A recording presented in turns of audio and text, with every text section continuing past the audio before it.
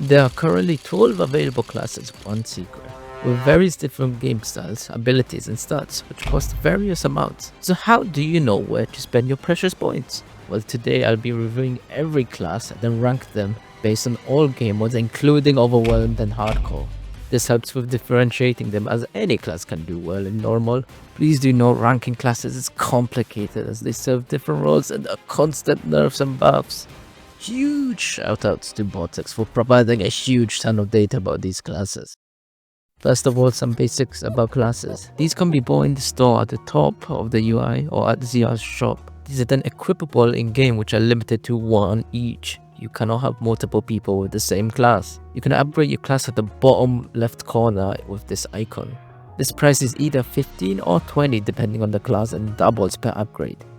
Each upgrade doubles the damage of abilities unless they're non-damaging and enhances them in various ways, which I will express if they have additional upgrades.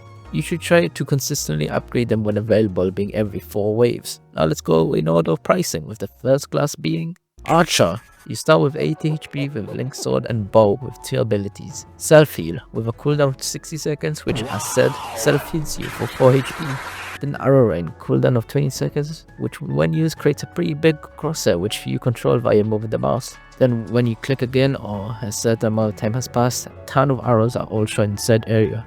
Anything in it will take 8 damage at a rate of 0.06, 10 times, totaling 80 damage. Upgrading also doubles the HP gain from self-heal.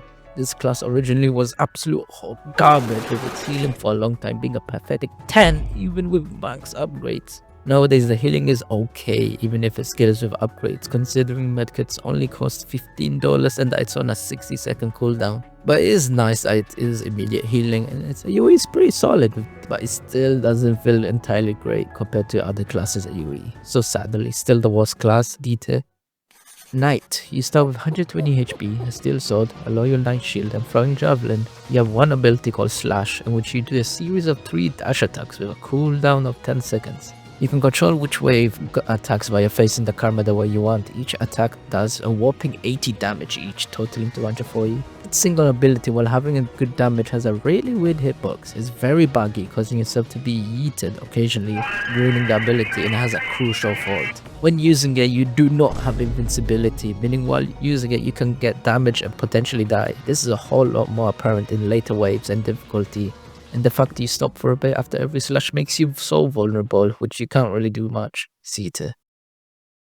Medic. You start with 60 HP, the lowest currently in the game, with Link Sword and Desert Eagle.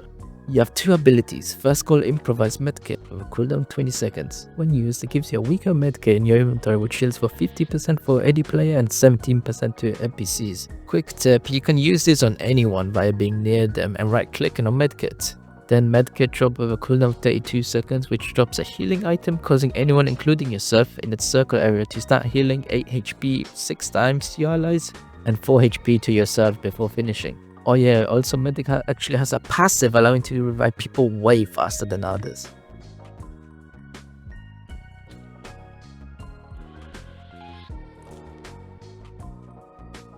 Upgrading doubles their healing from medkit drop and decreases their improvised medkit's cooldown by 2 every level. Medic is hands down the best beginner class, providing excellent survivability for the rest of the team and for yourself. Medkit drop pretty much acts as an invincibility stay and its passive is really good. Improvised medkit, while not as being as good as the normal, still heals 50%, which is great for early game. Deserves us to. Demolitionist starts with 70 HP with bat, shotgun and grenade. You have 2 abilities. Place TNT with a cooldown of 10 seconds, which places 4 sets of dynamites in a square shape, dealing 50 damage each, I believe. They are only triggered via pressing its ability icon again. Note, when placed down, the cooldown does not count down, instead when triggered, then it sets the cooldown back to 10 seconds. Then landmines with cooldown 5 seconds. These are placed and when the decloids come near, they explode, dealing 100 damage. No, these can also be shot at to trigger. You can place 6 at most and after that they are saved in your inventory at a max of 3. Demo, in my opinion, is the most map reliant class, doing way better in more cramped maps such as Neon City compared to Desert. Its abilities do great AoE damage, however I feel it's a way too ability proactive, making yourself constantly place your mines and TNT rather than allowing yourself to use your guns and melee, which isn't that bad, but I mean still. And you can use this against bosses in real time by trying to lure them towards them. Furthermore, Grenade Starter is great for harder modes. I definitely haven't used to its full potential, so it gets A tier. Ninja starts with 80 HP with Colorless Sword, a unique melee, and Throwing Javelin. You have 2 sets of abilities. Ghost Dash with a cooldown of 16 seconds. When used, you become invisible for 6 seconds, preventing any Decloids apart from these 3 from seeing you. You do not become faster like the description says. Then Doppelganger with a cooldown of 50 seconds, in which you create a copy of yourself with the same HP and weapon that you are holding. Note, it does not take into consideration its level. This includes ranged and melee, but some weapons they can't seem to hold, like Ninja's Throwing Javelin. They go around attacking enemy Decloids, and if using melee, they can parry and do finishes. These last for 40 seconds. Upgrading Ninja does a lot more. Doppelgangers get 1.4 times more HP, 2 times damage multiplier, and 10 more seconds lifetime. Meanwhile, Inverse gets 1.5 more seconds. Ninja is a phenomenal class. Early game to bid. Both its abilities are really strong, especially Doppelganger covering a whole area by itself, and Invis is great for killing tons of Decloids easily without taking damage. Colorless Sword is in my opinion really nice melee with solid hitbox and really fast attack speed, but it is outclassed by most mythical weapons. It really does all fall at the end game. Doppelgangers die pretty quickly, a ton of endgame enemies are ghosts so they can see you, but clones still work well as distraction, and Invis is good for most bosses and to revive people. A+. Engineer, you start with 70 HP with Pickaxe and Vector. 2 abilities. Automatic turret, cooldown 25 seconds. When used, places a unique turret at where you stood. This shoots at anything in a 65 tile radius at 6 damage at a rate of 0.14 for 15 seconds. Note, the cooldown does go down while the turret is placed. Then Machine Buff, cooldown of 35 seconds. When used, gives a special item in your inventory. This is used to buff pretty much any mechanical thing. Auto turrets get increased lifetime and attack speed. Artillery, sharp turret get increased attack speed. Railgun gets increased damage. Energy terminal increases the rate of energy given. Farm increases drop speed. Do note that you can stack these machine buffs. However, the buff given will decrease and reach to a certain max eventually. The values are pretty confusing and complicated, so I'll just show you them if you want to see.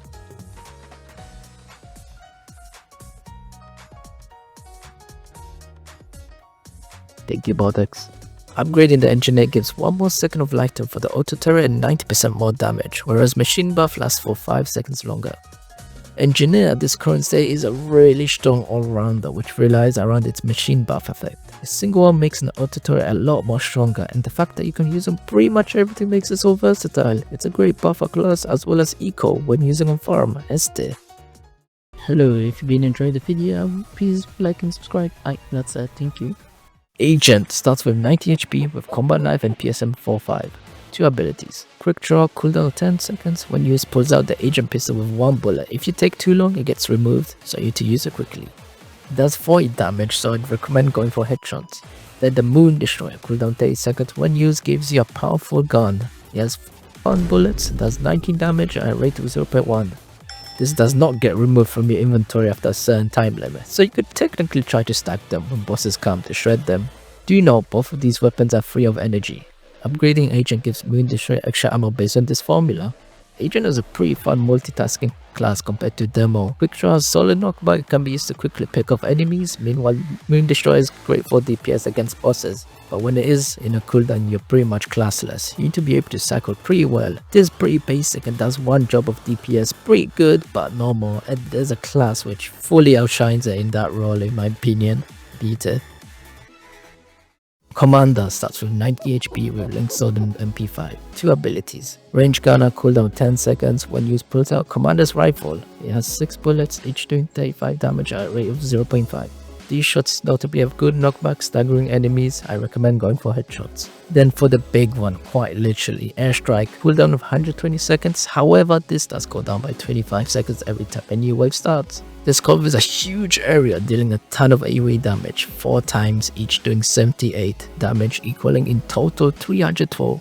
No, you can't die by standing in said area. Commander is very blunt, but man, that airstrike is really strong. It can annihilate dozens of enemies in an instant, making it really useful in harder modes. And the revolver being free of energy while having strong knockback and good damage is nice, so A tier. Summoner starts with 120 HP with bow and unique blood sword. This sword has a trait of lifesteal. When killing enemies with it, you heal 2% of its damage, so at base level 1 it will give 0.5 HP. This then scales with its weapon leveling up. It has 3 abilities. Spawn with a cooldown of 2 seconds. When used, cuts 20% of your total HP and creates a summon with 120 HP. You can create 2 of these. These stay near you and attack and can do finishers and decloids near you. These, however, when you die, vanish, which impacts when playing with multiple players. Then Crystal Call, when used, cuts 40% of your HP, and note, if you don't have sufficient HP for both of these abilities, you simply don't use them. Anyways, you spawn a giant summon which has double the HP of the others and has a 1.5 times damage multiplier. It does not despawn when you die, however, when it does die, it goes into a 100-second cooldown. With both of these, when they kill the Decloids themselves, they heal you the normal amount and half to themselves. Then Summoning Ridge, which when used causes one of your minions to rush to a Decloid and self-destruct, doing explosion damage of 50. Your giant goes last. I do not recommend this at most times unless they have low HP to refund some HP and output some damage, I guess. Upgrading gives the summons 40% more HP. Summoner is great for area coverage, distractions, and self-healing. Summons can do pretty good damage against enemies and work wonders on distracting bosses. Furthermore, you get pretty good self-healing by the sword and minions. However, the sword itself isn't mind-blowing, so it's not recommended to have an end game. And forcing yourself to lose good chunks of HP can be dangerous and lead to deaths, especially early game. Minions on late game on harder mods can die pretty easily, making it not entirely worth it to cut your HP, and the rage ability is not worth it in most cases. 8. Corrupted starts with 70 HP with Darkfire Edge and Hunt Axes. You have 3 abilities. Cursed Chain, cooldown 12. When used, you create chains, grabbing hold of one enemy and eat them on the complete other side, doing 35 damage. I recommend to jump and being near to prevent the chains from failing, but it has pretty good range. Cursed, the cool one with a cooldown of 17 seconds. When used, a purple crosshair will appear in which enemies in it are trapped and can be moved around, and when enough time has passed or you have clicked, giant swords come in, damaging. Each sword doing 5 damage with 10 equaling to 50. But if you do enough damage to kill them, they revive and become corrupted. These folks will attack you and the actual enemies. Actual enemies will also target these lot. Then once they aren't needed anymore, you can use the third ability, Exterminate, cooldown of 7 seconds to remove remaining corrupts. From my impressions of people, they see the class, think it's really cool, use it, and then get disappointed. But honestly, it's a pretty good class, it's just really hard to use properly. You also need your teammates to understand how it works, which sucks. If you use your corrupted sword and manage to create corrupted enemies, a lot of players may just kill them instead of using them to our advantage, making a key part of your class completely absolute. But if they understand, it can act as a pretty dang strong distraction and do damage and kill enemies. Also, Corrupt's initial circle trapment can be really good against bosses. Furthermore, the chain ability is good for removing any enemies near the core and moving bosses into better areas. Also, Dark Edge is a pretty good starter melee. I think it deserves a beta. Wizard starts with 70 HP with Link Sword and Purple Amplifier. Do you know while the Purple Amplifier doesn't have the weapon here, you can still upgrade it using the standard 10, 20, 40 scrap schmick, doubling its damage as normal. It does 28 damage and uses 2 energy per shot. You have 3 abilities. Random Potion, cooldown 23 seconds. When used, gives you a random potion of either strength, energy or health. These can be small, normal or big variants. Small health potion gives 7.8% HP, normal health gives 20% HP, and big health gives 60% HP. Then small gives 40, normal gives 120, and big gives 350 energy. Before getting to strength potions, you can actually see how strong the buff is via the small lightning icon, in which 100% is the normal, so if it's 120% then you have a 20% increase in damage. Anyway, small strength gives 30% increased damage for 7 seconds, normal gives 40% increased damage for 20 seconds, and big still gives 40% but lasts for a whole minute. These buffs can be stacked by the way, but the durations of the potions are separate.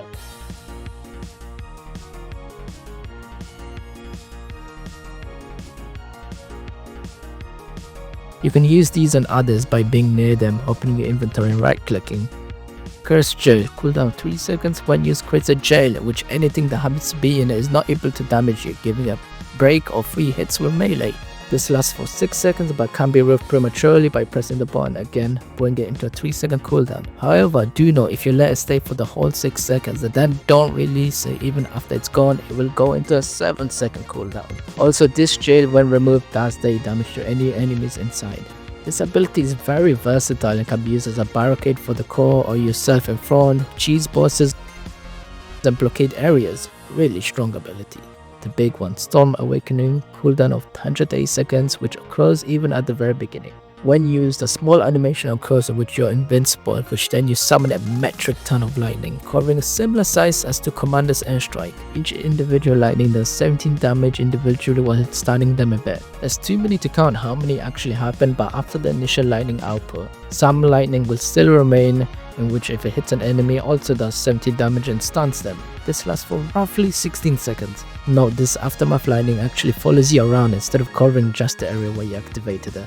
Upgrading it gives 20 more lightning strikes, increases jail time by 1.5 seconds, and then decreases the potion cooldown by 2 if it's greater than 10 seconds. Also, I think you get higher rates for the bell potions. Wizard is a brilliant class with all of its abilities being fantastic. Potions are great for sustaining yourself and your allies, as well as buffing yourself via potions and your teammates, which by the way also increases damage of your lightning ability. The lightning ability is amazing for AoE clearance, especially for those pesky spawn enemy events such as Plague. The fact it stuns everything, including bosses, is just too good. Then the gel is so versatile in its usage and allows you to be able to annihilate bosses. Easiest. Then Pilot, the secret class, which you may wonder why it doesn't have a price. Well, that's because you have to be overwhelmed, one of the hardest modes currently available. You start with 70 HP with the Link Sword Advanced Rifle. You have one ability called Summon with initial cooldown of 200 and then 320 seconds. When used comes a big crosshair which when clicked again outlands Edward. This initial landing actually does 100 damage. However, when you go nearer, you can enter Edward. You can sprint via shift and do a big leap by pressing C, which jumps in the direction you're facing. You have a melee which does 60 damage and a ranged via holding right click and then left clicking. Each bullet does 20 damage, however if you spam too much it goes into a cooldown, so I recommend never fully draining it. It has a lifetime which once reached causes you to exit and removes Edward. This also occurs if Edward takes too much damage. As expected of an achievement class which originally was made for a game mode called Boss Killer, it really is effective against bosses. Its DPS is extremely high, allowing you to annihilate bosses outstandingly quick. Edward on top is very resistant to all damage, including bosses, so you don't have to care too much about the bosses' attacks themselves. Apart from one, weirdly enough, engineers' turrets do insane damage. I'm not sure if this is a bug, but yeah, be careful. The same resist allows you to clear areas of Decloids even if you don't have an ability for AoE. You can easily lure a ton of enemies away from the core, instead make them focus on you, then kill them all eventually. You also have great ability with the sprint and leap. The only issue is that you're classless for a good chunk of time pretty much, but the mech itself is just too good, so it's still an easy S there. And that's all of the classes ranked. If you think some positions are wrong or have some more info, please comment down below. I'd like to see you guys' opinion. Huge shout out again to bautex with all the info and synxin for the wizard class information. Bye.